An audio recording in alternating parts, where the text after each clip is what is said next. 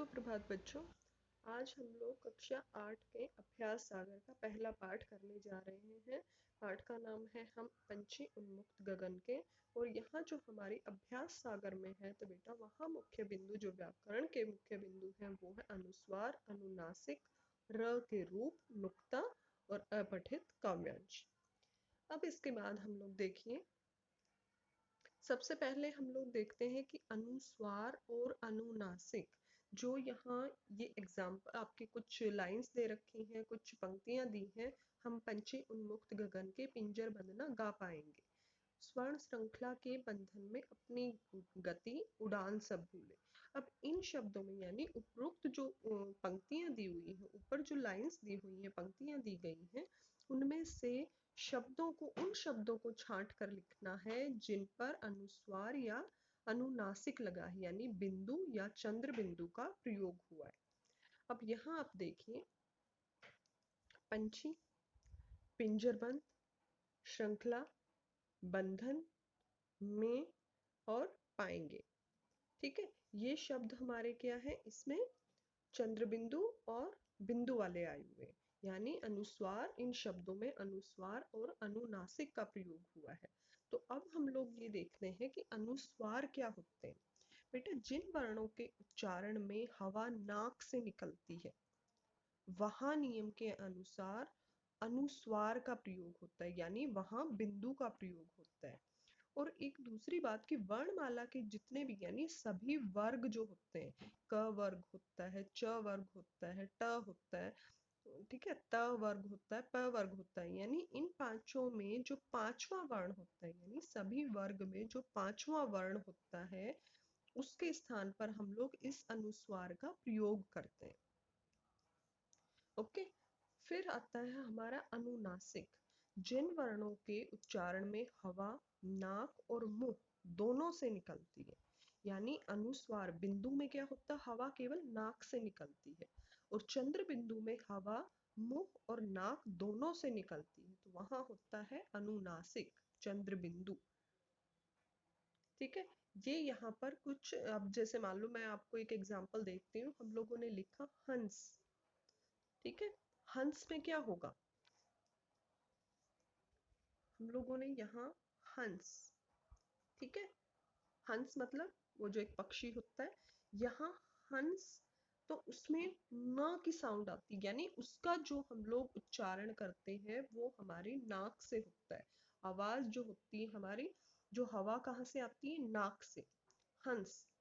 और दूसरा यहाँ पर है हंस, ठीक है, ये हंस, हंस मतलब जो क्रिया होती है हंसना। अब यहाँ पर हंस जो है उसकी आवाज, जो उसका उच्चारण नाक और मुंह दोनों से हुआ है, तो यहाँ हंस, इसमें हमारा लगा है अनुस्वार, और यहाँ है हस, हस में हमारा आया है अनुनासिक यानी चंद्र बिंदु। अब ये जो नीचे दे रखे हैं बेटा, हम लोग इसका रिवीजन कर रहे हैं, तो ये आपने पिछली बार भी किया था।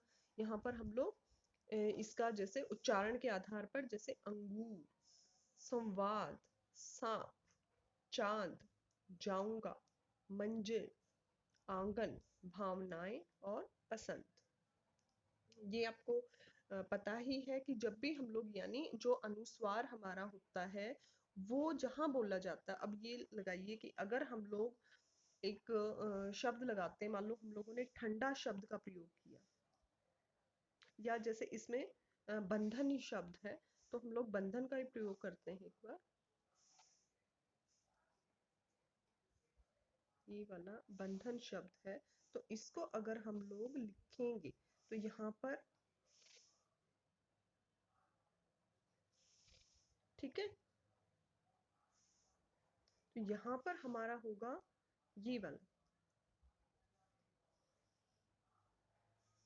अब यहाँ जो न वर्ण है उसको हम लोग बिंदु में बदलते हैं और यहाँ लगाते हैं, यानी जो हमारा पंचम वर्ण होता है वो अगर बिंदु में बदलता है तो वो यहाँ लिखा जाएगा पहले वर्ण के ऊपर।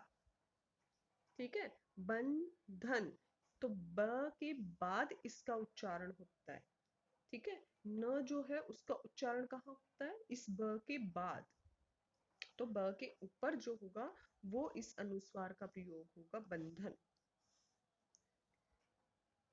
ठीक है। अब यहाँ पर पसंद, उसमें भी वही है कि स के बाद स के ऊपर जो होगा इसका उच्चारण, वो स्थान जो होगा बिंदु का वो कहाँ होगा, स के ऊपर। अब यहाँ देखिए ये वही नियम है बेटा जो अभी मैंने आपको बताया कि उच्चारण करते समय जिन वर्णों का उच्चारण स्थान नाक होता है वहां अनुस्वार का प्रयोग होता है, और जहाँ हवा वर्णों का उच्चारण करते समय हवा मुंह और नाक दोनों से निकलती है वहां अनुनासिक का प्रयोग होता है। अब हम लोगों को आगे करना है बेटा, आगे जब हम लोग, तो हमारा क्वेश्चन नंबर 3 में होगा कटोरी, स्वर्ण, प्रेम, डरना, पर्वत, जवित। ठीक है, ये हमारे शब्द हैं बेटा। अब हमें यहाँ पर देखना है क्योंकि एक यहाँ पर हमारा टॉपिक दिया था पहला अनुस्वार और अनुनासिक का, उसके बाद हमारा टॉपिक आया है यहाँ पर व्याकरण विषय आया है हमारा र के विभिन्न रूप, यानी र को हम लोग कितने रूप में हम लोग उसको प्रयोग कर सकते हैं। अब र के यहाँ पर दे रखे हैं बेटा कि यहाँ रूप इसके कौन कौन से, जो ऊपर वाले शब्द हैं यानी ऊपर जो शब्द दिए हैं उनमें सब में र का प्रयोग किया है। जैसे इसमें डरना में ये वाला र, यहाँ पे पर्वत में ये र, यहाँ पे द्रवत में ये। ठीक है, तो सब में र का प्रयोग किया गया है। अब पहले वाले में देखिए कि जब र यानी स्वर सहित होता है तो उसको हम लोग ऐसे पूरा लिख लें। अब ये डरना शब्द है तो डरना में हमारा जो र है वो पूरा है, यानी उसमें स्वर लगा हुआ है, वो ये वाला है हमारा। ठीक है, फिर आता है रेफ, जो ये हमारी शिरोरेखा के ऊपर जो होता है र, उसको हम लोग रेफ बोलते हैं। अब यहाँ देखिए कि जब रेफ जो होता है वो क्या होता है, स्वर रहित होता है। मतलब जो ऊपर लगा हुआ होता है र, वो क्या होता है, आधा होता है, उसमें हमारा ये हलंत होता है, उसमें हमारा अनुस्वार जो ये सॉरी स्वर जो है, यानी इसमें जैसे हमने ए लगाया है वो हमारा स्वर नहीं होता है उसमें। अब जो पदेन र है, पदेन क्या होता है, जो पैरों में लगा होता है, पैरों में वाला जो र होता है वो स्वर सहित होता है उसमें, यानी वो पूरा होता है। उसमें जो व्यंजन यानी जो उसके ऊपर होता है ना वो स्वर रहित होता है। अब यहाँ पे अगर हम लोग दर्वित जो देखते हैं तो द जो है वो आधा है और र जो है वो हमारा पूरा है, यानी स्वर अगर है तो स्वर द में नहीं है, स्वर हमारा र के साथ है। ठीक है, र के साथ हमारा स्वर लगा हुआ है। जो हम लोगों को बस इतना देखना है कि जो र पूरा होता है उसमें भी स्वर होता है, जो पदेन होते हैं उनमें भी हमारा स्वर होता है, लेकिन ये जो रेफ वाले होते हैं उनमें स्वर नहीं होता है, वो आधा होता है।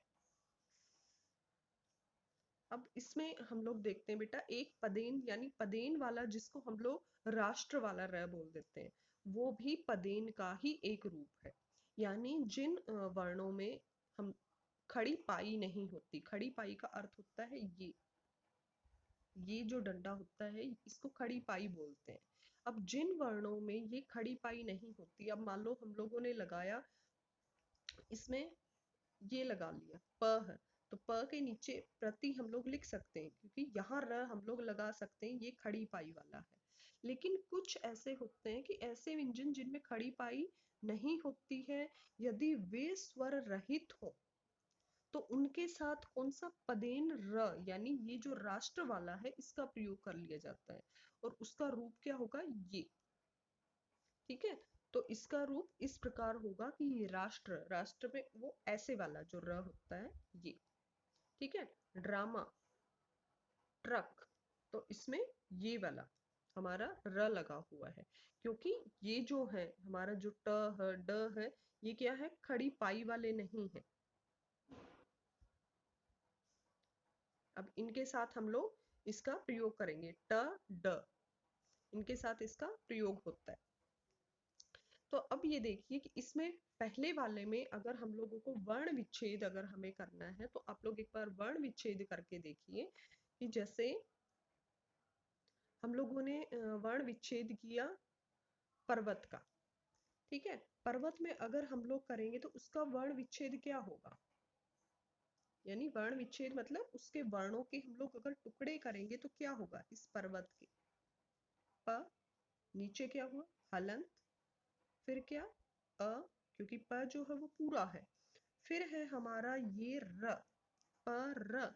अब इतना आप लोगों को ध्यान देना है कि जो रेफ होता है वो जिस वर्ण के ऊपर लगा होता है, जिसके शिरोरेखा के ऊपर होता है, वो हमेशा उससे पहले बोला जाता है।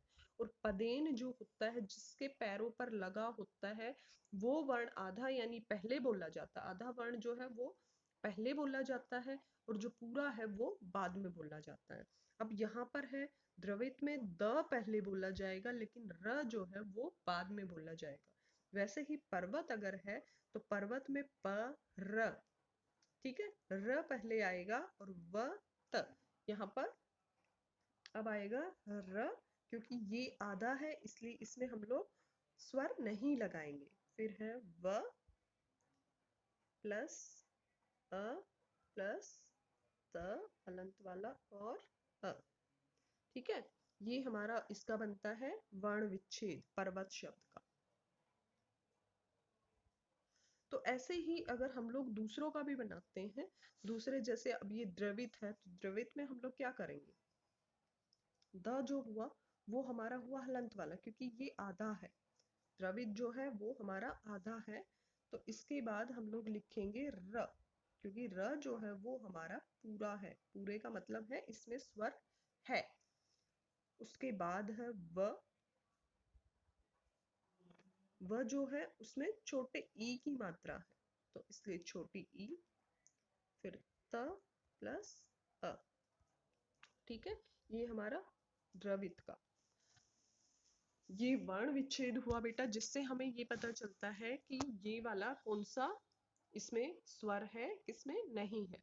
अब ये हमारा मेन इसी में है कि हम लोगों को रेफ का जो है, रेफ हमारा आधा होता है यानी रेफ है उसमें र जो होता है वो स्वर रहित होता है, और जो पदेन होता है और जो सिंपल र हम लोग प्रयोग करते हैं तो वो हमारा होता है स्वर सहित, यानी सहित मतलब उसमें स्वर होता है। अब जब र स्वर सहित हो लेकिन उसमें पहले वाला व्यंजन स्वर रहित होता है, पहले का मतलब जो उससे, जैसे इसमें द्रवित है, द्रवित में जो इससे पहले क्या है द है, तो वो हमारा स्वर रहित मिलेगा यानी उसमें स्वर नहीं है, सिर्फ इस र के साथ में स्वर है, यानी र पूरा है और द जो है वो हमारा है आधा, ठीक है। अब देखिए आगे वाला ये हमारे दे रखे हैं कुछ उदाहरण, जैसे धर्म है, शर्म है, तो इसमें हम लोगों का ऊपर वाला यानी ऊपर वाला कौन सा रेफ लगा हुआ है, इसमें र का जो रूप है वो कौन सा है रेफ वाला। अब यहाँ पर अब ये सारे के सारे आप शब्द देखेंगे जिनमें हमारा रेफ भी लगे हैं, पदेन भी लगा हुआ है, इसमें र का कौन सा रूप दिखाया गया है, पदेन और रेफ, उसका रूप सब में आया हुआ है। तो अब जैसे विद्यार्थी है, विद्यार्थी में थ की इसमें थ के ऊपर जो लगा हुआ है विद्यार्थी, लेकिन इसमें ध्यान आपको क्या देना है कि र जो होगा वो बोला पहले जाएगा, थी के पहले बोला जाएगा, वि द या र थी विद्यार्थी, तो यहाँ पर इसका र का जो उच्चारण होगा वो थी से पहले होगा। अब राष्ट्र है, राष्ट्र में रा फिर श और ट और र, ट जो होगा वो आधा होगा और जो र होगा वो हमारा होगा पूरा, ठीक है। उसके बाद आता है बेटा हमारा क्वेश्चन नंबर 5। क्वेश्चन नंबर 5 में क्या टॉपिक दिया हमारा नुक्ता, ठीक है। जो उर्दू और फारसी शब्द होते हैं, जो आगत ध्वनियां जो हमारी होती हैं उसमें ज और फ, ये उर्दू की ध्वनियां होती हैं, और ज और फ यानी जैसे अब इसमें फन दे रखा है तो फन के नीचे हम लोगों ने क्या लगाया, एक बिंदु लगाया है, जो बिंदु यानी जो शिरोरेखा के ऊपर होता है उस बिंदु को तो अनुस्वार बोला जाता है, लेकिन अगर इसके नीचे जो ज के नीचे जो लगाया हुआ है बिंदु उसको नुक्ता कहा जाता है, ठीक है, उसको हम लोग कहते हैं नुक्ता। तो ये हमारा ज और फ, उर्दू और फारसी शब्द होते हैं उनके पीछे यहाँ पर लगाया, उनके नीचे लगाया जाता है। अब जैसे इसमें है बेटा कि जे वाली जरा, अब यहाँ पे हम लोग लिखते हैं जरा, जरा में हमारी जो बिना नुक्ते के जो ज होता है उसकी वो साउंड देता है जे वाली, ठीक है। इंग्लिश का जो अल्फाबेट होता है जे, उस वाली साउंड देता है। और ज जो होता है यानी नुक्ते वाला जो होता है वो साउंड देता है, वो उसका उच्चारण कैसा होता है, जेड वाला, ठीक है। ये नुक्ते वाले का, तो इसमें ज और ज ये डिफरेंस आ जाता है। अब यहाँ पर देखिए अगले वाले में फ, जैसे अब इसमें दे रखा है फन और फन, तो यहाँ हम लोग देखेंगे कि जो फन है, फन क्या होता है, सांप वाला फन, और फन मतलब कोई हुनर, ठीक है। कोई हुनर, किसी में कोई अच्छा यानी या फिर मजा करना, जिसको हम लोग कह देते हैं कि बड़ा उसमें हमने बड़ा फन किया। तो यहाँ पर एक फनकार जैसे होता है कि जिसमें बहुत हुनर होता है, तो हुनर शब्द होता है वो फन होता है। फन सांप का फन, और फन जो होता है वो होता है हुनर। अब यहाँ पर हम लोग बोलते टाइम इसमें थोड़ा सा अंतर आता है कि बेटा अगर हम लोग बोलते हैं फन, तो फन में हमारा ऊपर वाला होंठ और नीचे वाला होंठ दोनों टच होते हैं, फन, फ। और अगर हम लोगों ने बोला फन, तो फन में जो हमारे होठों की शेप है वो गोलाकार हो जाती है, ठीक है। तो उसमें हमारे जो होठ होंगे वो एक गोलाकार आकृति में होंगे, यानी फन, उसमें वो टच नहीं होते एक दूसरे को, बल्कि गोल हो जाते हैं, फन। तो ये हमारे हो जाते हैं दोनों, इनका डिफरेंस, यानी फन में और फन में क्या फर्क है, जरा और जरा में क्या फर्क है। अब जरा जो है वो है बुढ़ापा, और जरा का मतलब होता है थोड़ा सा, ठीक है। हम जैसे कह देते हैं जरा थोड़ा सा, जरा पानी देना, जरा सा पानी देना, तो वहां पे जरा जो होगा वो थोड़ा सा होगा, जरा सा पानी, तो जरा सा पानी मतलब थोड़ा सा पानी। और जरा जो शब्द है वो है बुढ़ापा।